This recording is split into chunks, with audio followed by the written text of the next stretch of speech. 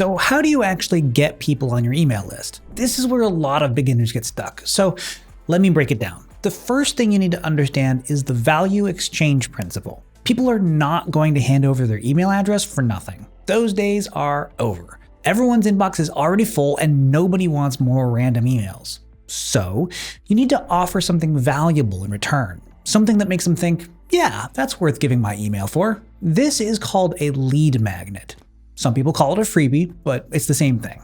A lead magnet is simply something valuable you give away for free in exchange for an email address. Now, what makes a good lead magnet? A few things. First, it should solve a real problem your audience has, something they're actually struggling with. Second, it should be related to what you sell. This way, the people signing up are the right people, the ones who might eventually become customers. Third, it should be valuable enough that they'd almost be willing to pay for it. If your freebie feels cheap or thrown together, it's not going to work.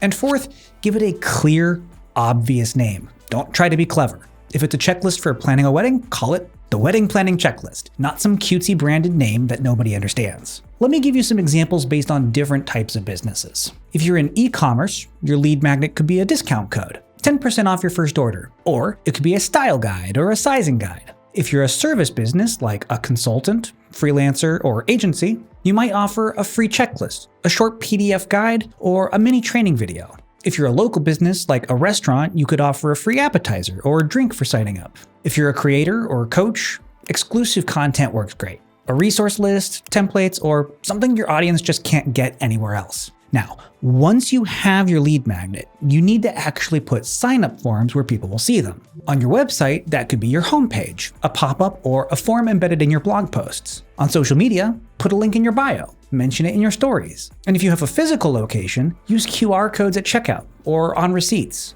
One more thing before we move on.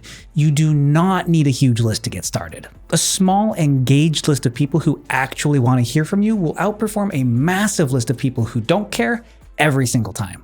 So start small, grow from there.